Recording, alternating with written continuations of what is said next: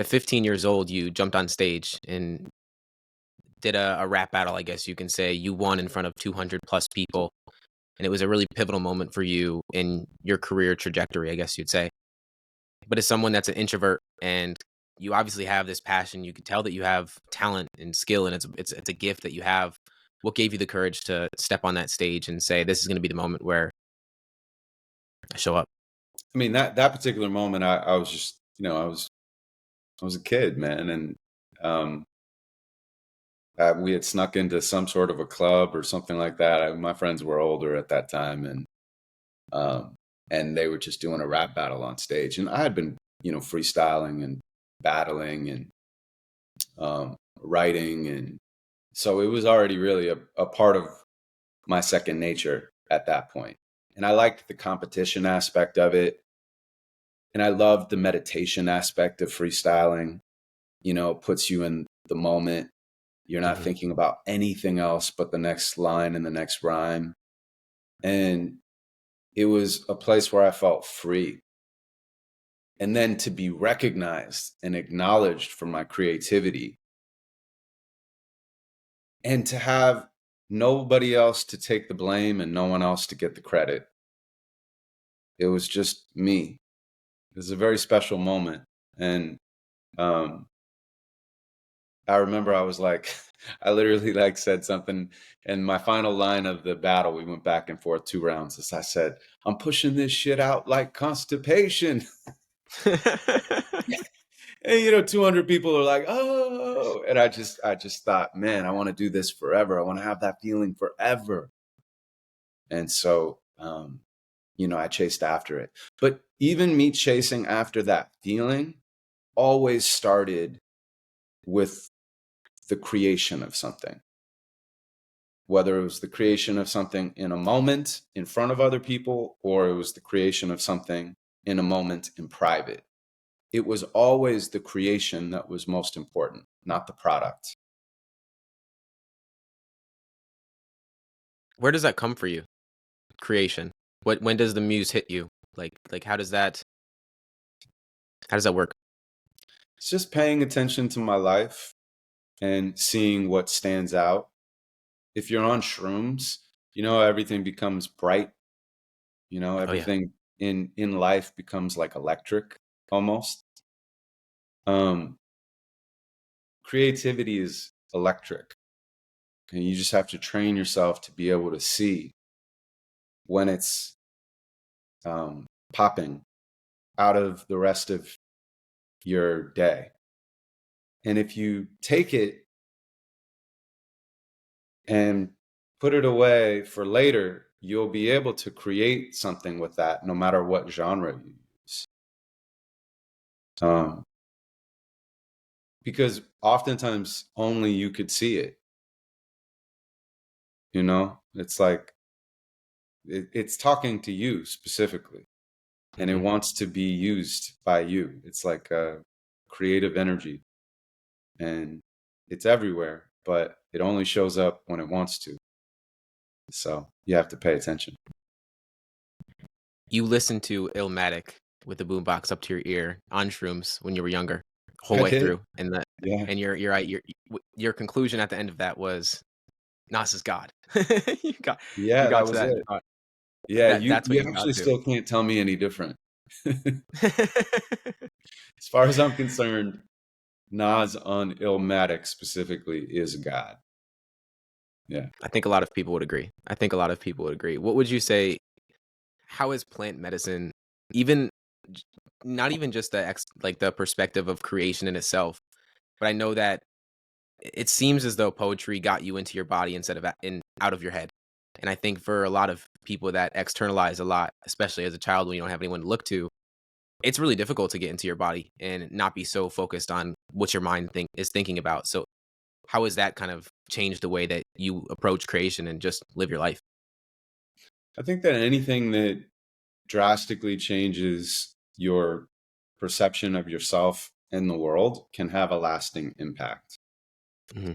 And so I've pursued different modalities that can shift my perception of myself and the world so that when I come back um, I can hopefully make better decisions or see things more clearly. And there's many modalities. Like, it doesn't have to be plant medicine. It could be poetry. It could be breath work. It could be meditation. It could be reading, these self-help books, or even just fiction, a story that allows you to reflect on your own story in a new way. Um, I was talking to my friend yesterday, and they were saying that when they watch movies, she has to like do something else simultaneously to maintain uh, being tethered to reality, because otherwise she gets sucked into the zone and the story of the movie so much that she almost like loses herself. So I think there's just so many different ways um, to experience yourself in the world. For me, this particular album and journal was partially created from this experience that I had when I took 3.5 grams of shrooms and MDMA and some DMT. I was with a therapist that I had been working with for a while. So that's very different than what I used to do when I was younger. But it was intentional. And it really helped me to kind of uncover these frozen ages in my life. And I put a lot of that into the journal and into the album, because I want people to use poetry as one of those modalities. I want people to explore their story through rhythm and rhyme. Because I find often when I do the workshops that people can have really surprisingly transformational breakthroughs when they do. And I'm trying to scale that so that I don't have to always be there to make that happen. It seems like when you went to New Zealand and took a trip on your own, that was the first, I want to say first moment that you said yes to life, but obviously that poem came after that. I recently took a trip to Costa Rica by myself, and that was like a kind of a similar experience as that. When Where'd you people go? come into those, where did I go? I went to San Jose, and Jaco, and a few other places while I was there. I was there for about 2 weeks. Nice. Costa Rica is an amazing country. It is a beautiful country. First time out of the U.S. and definitely won't be the last. I'm itching to go somewhere else. That's cool, man. I mean, I know I don't know you, but I'm proud of you. That's awesome. I appreciate it. I appreciate it immensely. I definitely your work and your presence is felt for sure. So we may not know each other, but I think we do a little bit here. With people coming into your workshops, like you said, kind of trying to get to a point where people can access what you bring into it. I want to go back to when you were 19 and you went to the Poetry Lounge, and it was your first kind of experience as though people were being celebrated for their vulnerability, their passion, anger, the emotions that it seems most people don't have an outlet for. Yeah. What did that experience open up for you? Because it seems as though you were in a mecca for a place that wasn't really anywhere else. Yeah, I mean, you mentioned Rudy Francisco earlier. I mean, Rudy and I have known each other for 20 years. We all kind of came up together. Rudy was a San Diego guy, but used to come down to the lounge pretty often. And we're a very tight-knit community, especially on the West Coast, but all around the country. There's not so many of us, so we mostly know each other, and have had experiences either in competition slams or running the same circuits or just appreciating each other's work. So I think the first thing that it gave me was community. Mhm. Like, truly, the lounge was my artistic college. I never went to college, or I went for a year and then dropped out. So this was where I learned, and I learned from experiencing rather than conceptualizing. So just getting on stage and getting to perform the latest thing that I had written, and being around all of these incredible artists that ultimately became a family was really special. I mean, everyone is lucky to live the stage and age that they are in the time that they are. You know, there's always going to be blessings and challenges to every time period. There were certainly blessings and challenges to that time period for me.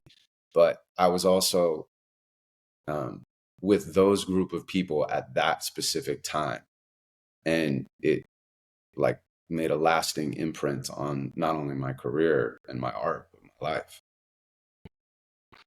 How do you use what that community taught you in your workshops and everything that you help people? Like when people come in to work with you, what do you find is like a commonality that a lot of people, maybe it's an expectation that they have or a feeling that you can feel within them? Like, is there anything that you notice that people come in with? Yeah, I think that people are profoundly unexpressed.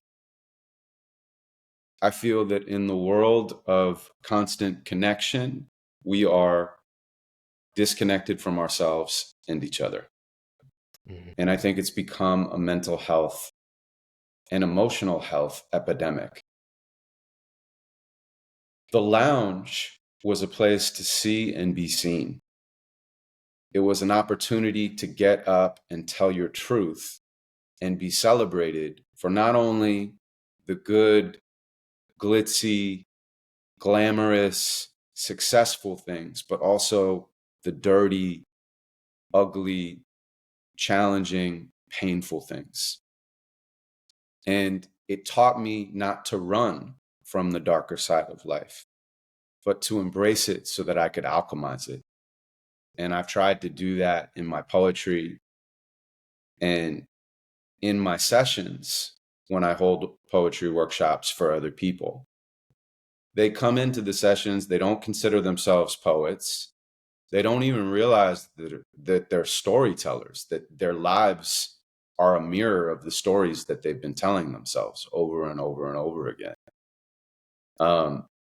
And so this is another way to become free of those stories. It is another way to become your own therapist. And it is another way for you to express that stuck energy inside of you and to move it so that you can feel lighter in your life.